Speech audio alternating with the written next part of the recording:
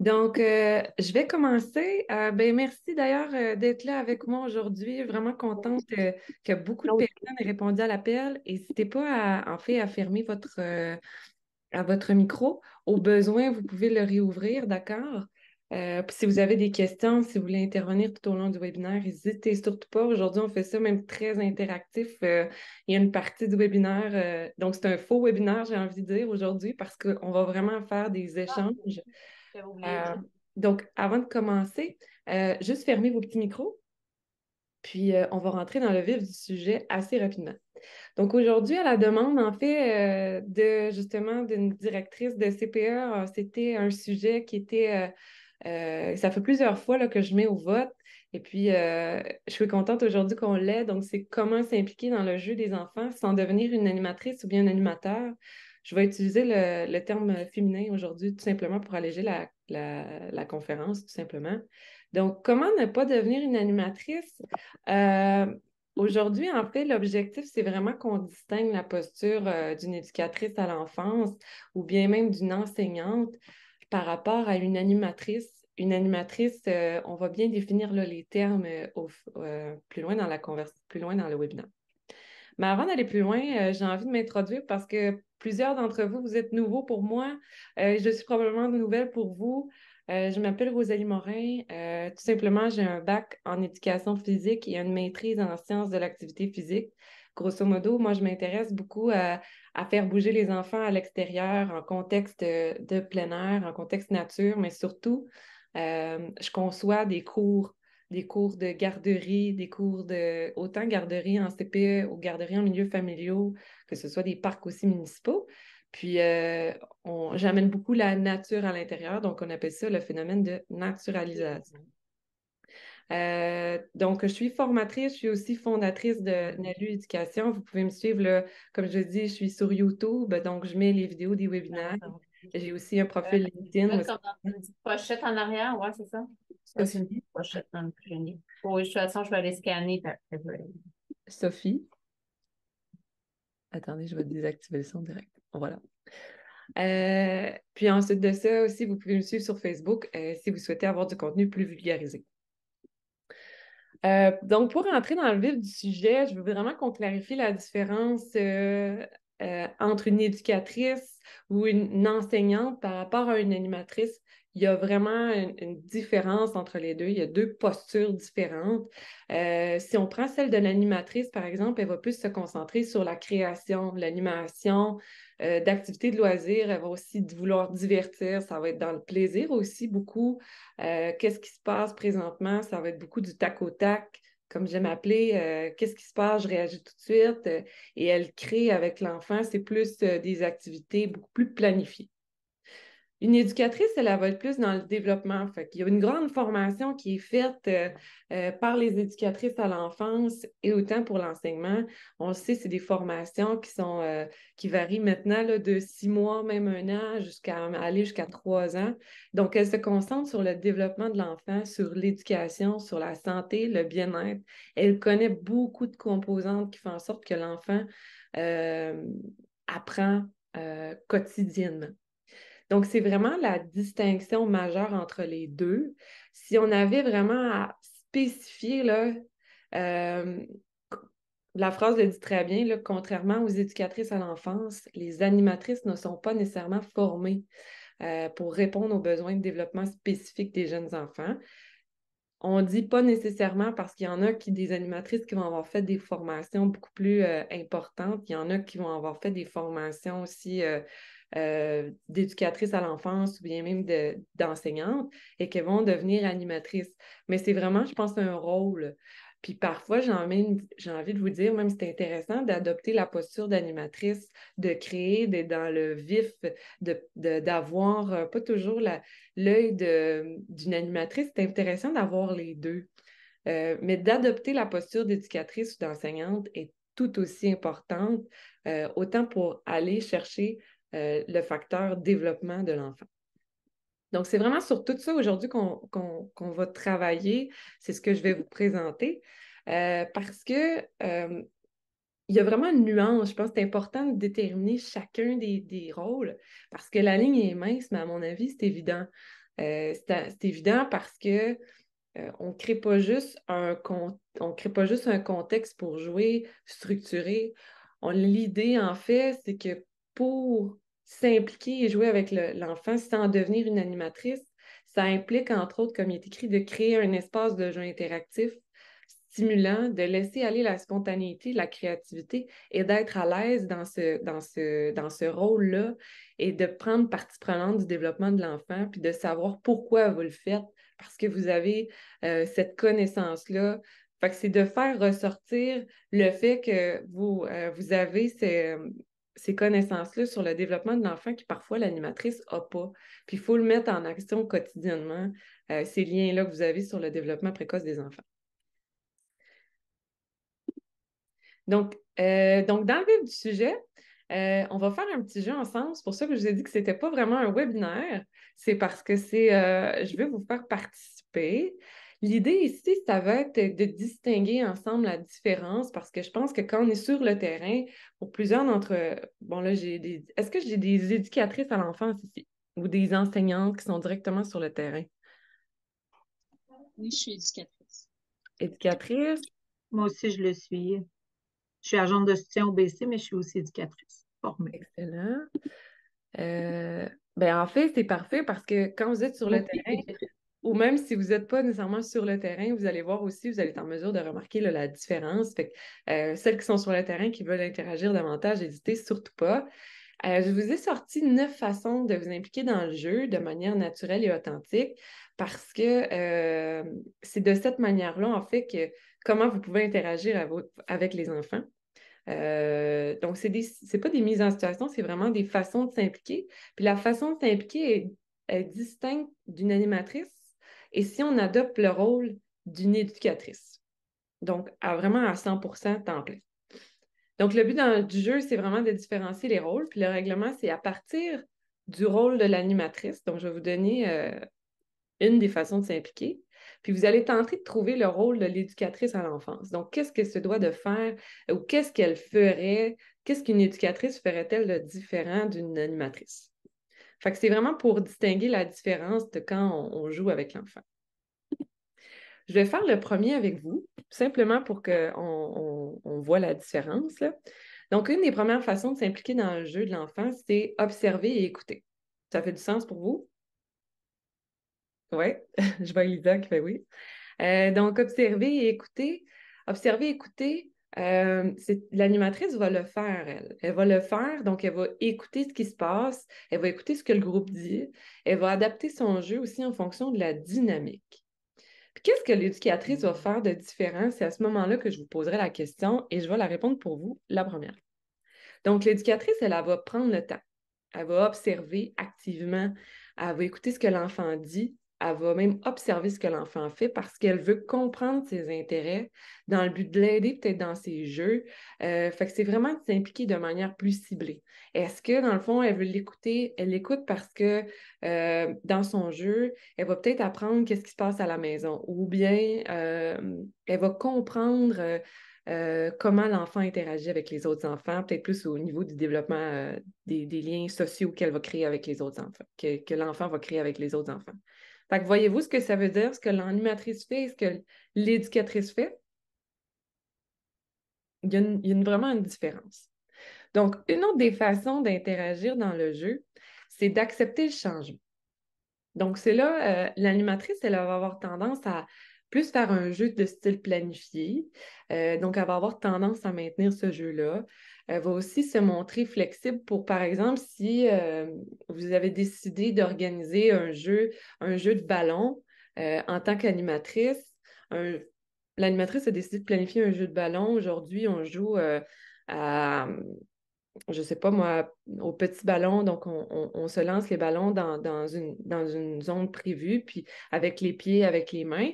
Donc, elle va vraiment planifier ça. Donc, elle va avoir tendance à maintenir la planification, puis elle va se montrer un peu plus flexible pour, par exemple, s'il y a des enfants qui sont moins intenses, qu'est-ce qu'elle va faire? Elle va peut-être dire, bon, OK, ça va être 3 personnes à la fois, ça va être 4 personnes à la fois. Mais qu'est-ce que l'éducatrice, elle va faire pour accepter le changement? Qu'est-ce qu'elle ferait de différent? Là, c'est là que c'est là, à ce moment-là, que vous devez intervenir. Qu'est-ce que l'éducatrice ferait différent pour accepter le changement? Oui, Elisa. Je sais pas si c'était pour moi. Ben, en fait, le jeu du ballon, il serait venu probablement de son observation de l'intérêt d'un enfant de vouloir jouer au ballon. Oui, Puis, elle aurait pu embarquer. Ah, je vois que tu as envie de jouer. Est-ce qu'il y en a d'autres qui ont envie si elle veut vraiment rassembler le groupe? Mais si elle avait une intention derrière, je ne sais pas, de remarquer, exemple, que l'enfant, ben, peu importe le domaine de développement qu'elle voudrait observer chez lui, ben, elle pourrait utiliser cet intérêt-là pour aller vers le domaine elle aimerait observer ou y aller comme ça là, pour la suite. Fait que si on garde le jeu du ballon, ben, ça serait un petit peu comme ça que ça se ferait et non qu'elle aurait dit ben, aujourd'hui, là, je vais sortir le ballon, j'ai le goût qu'on joue au ballon. Tu sais. c'est Ça ça. irait avec l'intérêt de l'enfant.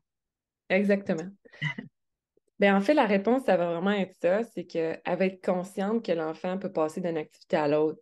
Fait que c'est exactement ce que tu disais. Là, OK, elle va peut-être vouloir sortir le ballon. OK, l'enfant va peut-être changer d'idée. Elle va être prête à changer, puis ça va être ce que l'enfant va vouloir, mais aussi ce qu'il va souhaiter, c'est ce qu'il va aussi véhiculer, qu'est-ce qu'elle veut observer aussi. Donc, elle va toujours être là aussi pour l'observation. Fait que c'est très bien, Elisa. Merci. Le prochain, ça va être une autre des façons d'interagir de manière plus naturelle avec l'enfant ou ça va être de suivre le rythme de l'enfant. Donc, l'animatrice, elle va proposer un jeu. Elle va proposer au jeu, puis elle va demander aux enfants de participer. Elle, encore une fois, elle va tenter d'adapter l'intensité. Donc, pour éviter, par exemple, la fatigue chez les enfants, on reste toujours aussi dans quelque chose d'organisé, mais comment est-ce qu'on peut suivre encore le rythme? Comment l'éducatrice, ça va comprendre le rythme? Qu'est-ce qu'elle ferait différent de l'animatrice, à votre avis?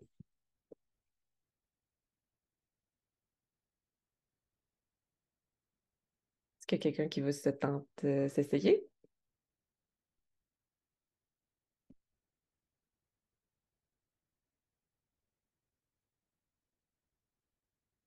Si vous voulez suivre le rythme de l'enfant en tant qu'éducatrice, qu'est-ce que vous allez faire?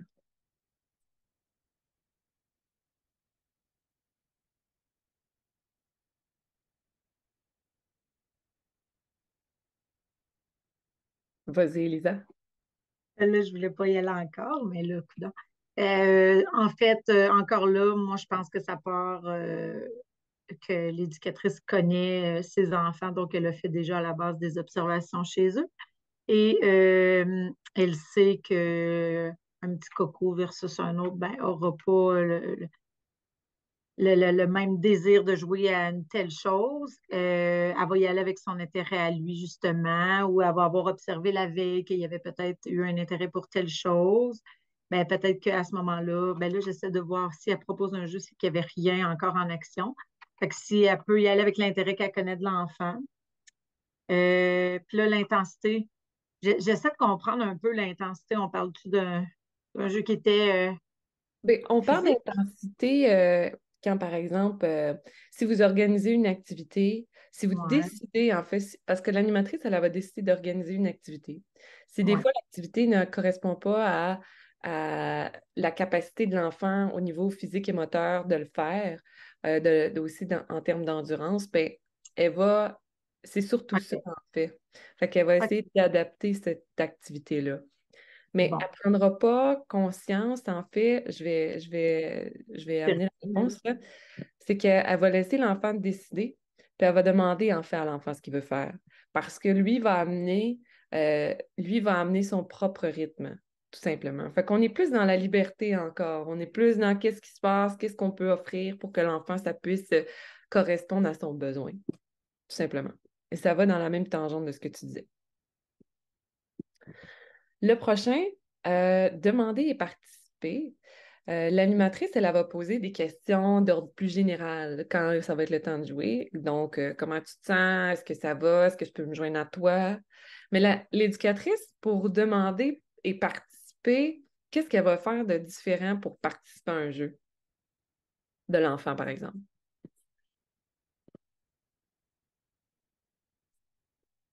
Donc, comment une éducatrice interviendrait dans un jeu à l'enfant? comment elle ferait pour rentrer en action avec l'enfant, rentrer dans le jeu de l'enfant ou si elle veut poser une question, si elle veut participer, comment est-ce qu'elle ferait, elle le ferait? Oui, Chantal. C'est nous? Allô? Ben, en fait, elle va aller selon son intérêt encore, mais si l'enfant, mettons, le jeu s'essouffle, elle peut amener un élément nouveau, elle peut, juste des fois, tu peux donner un petit, elle va s'informer aussi à l'enfant, qu'est-ce que tu es en train de faire, comment tu vas continuer ton jeu, le faire réfléchir puis le faire trouver des idées, des façons de faire par lui-même. Tout à fait. Tout à fait. Elle va poser des questions, tu sais, d'ordre plus ouverte. Qu'est-ce que tu fais? Comment je peux t'aider? Est-ce que je peux participer? Mais tu sais, l'intérêt, c'est beaucoup derrière l'apprentissage. Donc, elle cherche à voir comment est-ce qu'elle peut amener l'enfant ou est-ce que l'enfant souhaite aller plus loin? Est-ce qu'elle peut le stimuler? Si, par exemple, vous décidez de construire un abri en forêt, ben il va souvent arriver des situations où l'enfant va vouloir, par exemple, amener des branches. La branche va être trop lourde. Ah, est-ce que je peux t'aider? Qu'est-ce que je peux faire pour toi? Est-ce que la branche, elle est lourde? Ou vous voyez que l'enfant, c'est lourd. Est-ce que tu aurais besoin de mon aide? Oui, non. Est-ce que tu veux l'aide d'un ami? Donc, aller chercher l'aide d'un ami. Peut-être que l'ami pourrait venir l'aider. Fait qu'elle va poser des questions beaucoup plus ouvertes, mais elle va interagir avec l'enfant. Elle va interagir avec l'enfant de manière plus ouvertement sans donner nécessairement les réponses, puis de façon aussi, je dirais, ouverte mais précise. Merci, Chantal. La prochaine manière, donc, celle-là, je vais la faire avec vous, en fait. C'est s'engager de manière naturelle. Donc, tout simplement, ça répond à l'ancienne question, ça répond à la question qu'on a eue avant. Elle va s'engager de manière naturelle dans le jeu. Une animatrice va rejoindre le jeu des enfants, elle va faire partie prenante du jeu. La différence avec l'éducatrice, c'est qu'elle va se joindre au moment où l'enfant l'invite. On en parle souvent, en fait, de ça, de cet élément-là. Souvent, les enfants vont attraper un objet puis ils vont venir vous voir. Est-ce que tu veux jouer avec moi? Ou tout simplement, ils vont venir, ils vont courir après vous, ils vont juste vous donner ils vont venir vous poker avec la branche, par exemple. Excusez le terme anglais, là, mais ils vont venir vous voir avec une branche. Attrapez-la la branche, jouez avec eux ou tout simplement créer des contextes. Prenez la branche, puis l'enfant va voir que vous avez une branche, puis vous êtes juste à côté de lui, peut-être qu'il va interagir avec vous tout simplement. Fait que c'est vraiment, elle va le rejoindre au moment, une éducatrice va rejoindre un enfant au moment où l'enfant va l'inviter. Parce que de cette manière-là, vous allez respecter aussi le jeu de l'enfant, puis ça va vraiment vous permettre aussi d'établir un lien socio-affectif avec l'enfant. On va aller plus loin. Je vais prendre le temps de les faire les prochaines, tout simplement parce que je ne veux pas non plus trop déborder sur l'heure. Donc, une autre stratégie, c'est d'être créative. Les deux, que ce soit une animatrice ou une éducatrice, peu importe le rôle que vous allez adopter, l'éducatrice et l'animatrice ont tous les deux des objectifs d'être créatifs. L'animatrice, elle a plus des idées créatives en lien avec un but final. Un but final, un produit final, un objectif même final. Elle va partager ses idées pour bonifier, par exemple, le projet qui va être créé. La différence avec l'éducatrice, c'est que oui, elle aussi, elle va proposer ses idées, mais elle va laisser décider l'enfant. L'enfant va accepter ou non sa suggestion et ainsi de suite. Et ça va se relancer entre éducatrice et l'enfant. C'est un peu ça ici, c'est de stimuler la sphère plus créative de l'enfant, tout simplement. Fait qu'encore là, on a le processus apprentissage derrière. Faire des commentaires positifs, j'ai envie de dire des rétroactions positives aussi. L'animatrice, elle va plus encourager l'enfant, elle va lui dire c'est bien, bravo. L'éducatrice, elle va faire ça aussi. Elle va faire des commentaires positifs, mais avec l'intention de renforcer la confiance de l'enfant. Fait qu'elle va utiliser ce contexte-là de rétroaction pour soit dire comment est-ce que que l'enfant pourrait, par exemple, aller plus loin si l'enfant l'accepte, bien sûr, ou tout simplement renforcer sa confiance de bravo, c'est bien, c'est très bien, bravo aussi ce que tu as fait, tu as encouragé ton ami, c'est excellent. Fait que c'est aussi dans ces commentaires-là que vous pouvez établir des liens par le jeu. Vous pouvez aussi avoir à improviser. On l'a flirté un peu, l'idée de l'improvisation.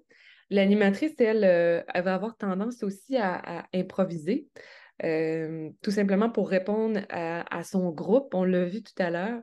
Elle va utiliser son imagination pour intégrer ses idées dans le jeu. L'éducatrice, elle va le faire aussi, mais elle va s'assurer en fait de la fluidité de la façon dont c'est fait. Puis par fluidité, si par exemple vous étiez en train de construire un abri, OK, ben ça serait bien, on pourrait mettre une grande branche ici. Ah, puis là, vous voyez que la grande branche, pour aider à tenir toutes les autres branches, pourrait aider. Parce que vous voyez qu'il n'y a pas d'abri qui est en train de se construire finalement. Donc, vous improvisez, mais est-ce que c'est fluide dans le jeu? Est-ce que vous l'amenez finalement à la fin quand l'abri est tout construit ou vous l'amenez au début ou au milieu parce que vous voyez que ça ne marche pas du tout, là? Fait que vous allez respecter les idées de l'enfant, vous allez improviser, mais vous n'allez pas tout de suite imposer votre idée, vous allez voir comment comment ça se place. Être physiquement active, c'est le dernier. On parle d'observation, de participer. On parle aussi d'interagir, d'improviser. On parle majoritairement ici d'être physiquement active. L'animatrice, elle va avoir tendance à amener les enfants à participer directement au jeu des enfants, les amener à bouger, les amener à interagir dans un contexte qui est dans un contexte beaucoup plus structuré. Et l'éducatrice, elle va avoir plus tendance à rejoindre les jeux des enfants, courir, sauter, danser. J'ai envie aussi d'ajouter observation active, même d'interagir de manière très fluide. Elle va s'assurer encore aussi, tout comme l'animatrice, on en parlait un peu, de respecter l'intensité des enfants. Si jamais vous êtes physiquement actif, je ne sais pas, vous décidez de vous mettre à courir, les enfants courent après vous pour une raison, que c'est dans la chasse aux sorciers, par exemple. C'est un jeu que vous vous êtes inventé avec les enfants. Ben, est-ce que vous courez tout le temps trop vite ou quoi que ce soit parce que vous n'avez pas la même capacité, j'ai envie de dire, respiratoire, là. Donc, de manière générale, vous avez beaucoup plus d'endurance que les enfants. En bas âge, les jeunes enfants, ben, ils vont avoir c'est plus des pics. Donc, rapide, lent, rapide, lent, rapide, lent. Donc, est-ce que c'est des choses que vous faites avec les enfants? L'éducatrice, elle en a conscience de ça. Donc, c'est pour ça qu'on dit elle s'assure de respecter l'intensité des enfants pour la tranche d'âge qu'elle a aussi. Donc, pour terminer, en résumé, je vous le mets là, c'est surtout aussi pour après que si vous décidez de réécouter la vidéo. L'idée, en fait, c'est les façons de s'impliquer dans le jeu. C'est juste un résumé. On en a parlé, observer, écouter activement. On parle d'accepter le changement, de suivre le rythme de l'enfant, de demander et participer, de s'engager de manière naturelle, d'être créatif, de faire des commentaires positifs. Ça l'aide beaucoup au jeu de l'enfant, au lien social que vous allez créer au lien affectif que vous allez créer avec l'enfant, à improviser, à être physiquement active et tous les objectifs de chacun, les façons de s'impliquer qui résument en fait la différence, en fait qui est créée entre l'animatrice et l'éducatrice. Donc, c'est les objectifs qu'on a parlé aujourd'hui. Est-ce que vous aviez des questions à venir à date?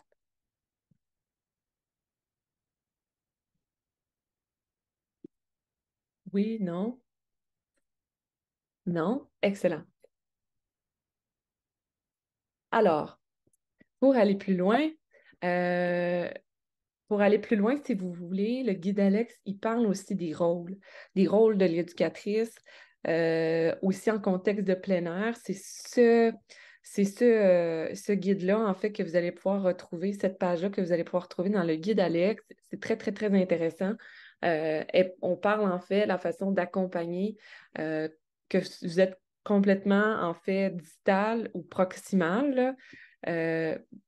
Que vous soyez dans un engagement, dans un accompagnement constant au maximum ou que vous êtes ou que vous soyez absent, même un engagement qui est minimal. Vous avez l'observatrice bienveillante qui s'engage. Vous avez aussi la metteur en scène qui s'engage un petit peu plus. Donc, vous allez créer des histoires. Il se peut aussi que vous allez adopter la posture de co-joueuse, co-exploratrice. Donc, la personne qui allait peut-être faire partie prenante de l'exploration des enfants. Et aussi, pour aller plus loin, vous allez devenir leader accompagnatrice. Donc, vous allez vous engager de manière plus importante dans le jeu de l'enfant, fournir des questions, susciter des idées. Donc, sans pour autant adopter une posture qui soit diriger le jeu ou de ne pas être engagé carrément dans le jeu. Fait que ça, c'est un bon rappel. Vous pouvez travailler avec cette page-là et la page aussi que je vous ai donnée tout avant. C'est très, très, très intéressant pour accompagner les enfants dans leur jeu.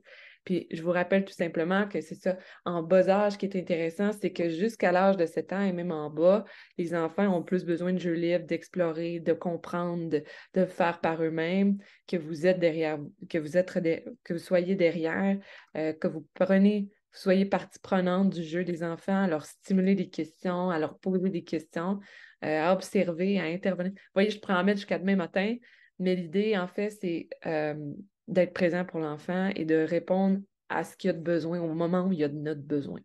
Puis c'est pour ça, il faut observer tout le temps, tout simplement. Avez-vous des questions? Non? Excellent. Si vous voulez aussi vous inspirer des banques de jeux d'activités, j'en ai sur le site web de Nalu. Vous pouvez vous inspirer là, des banques de jeux. Donc, c'est des fiches de jeux qui sont déposées chaque mois, qui répondent aux différentes saisons. Vous avez des variantes, des astuces éducatives sur la nature, si vous voulez. Ça devient très, très intéressant. C'est avec une marque. Excusez, ça vient avec une marche à suivre des jeux. Il y a aussi des surprises exclusives là, par saison qui sont déposées. Puis tout dépendant du type d'abonnement que vous décidez de prendre, ben, vous allez avoir une quantité de fiches différentes. Le prochain webinaire, donc c'est le 27 mars. Si vous voulez vous joindre à moi, vous allez pouvoir voter le 6 septembre au webinaire. S'il y en a qui le veulent, en commentaire, vous pouvez peut-être m'écrire peut-être un sujet là, que vous avez présentement, que vous voulez peut-être même le partager maintenant. N'hésitez surtout pas à me le partager. Ça va me faire plaisir de lire vos commentaires. Puis sinon, moi, en le déposant sur le site sur Facebook, le 6 septembre, les 3 sujets, vous pouvez même aussi en commentaire, vous allez pouvoir voter pour le sujet que vous voulez. Puis vous allez pouvoir aussi écrire quel sujet que vous aimeriez avoir si jamais il y a une idée qui vous est venue.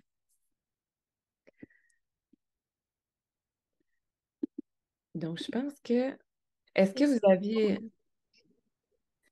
Je ne vous retiendrai pas plus longtemps. Je vous ai retenu 1 minute de plus. Et je vous remercie grandement d'avoir participé au webinaire.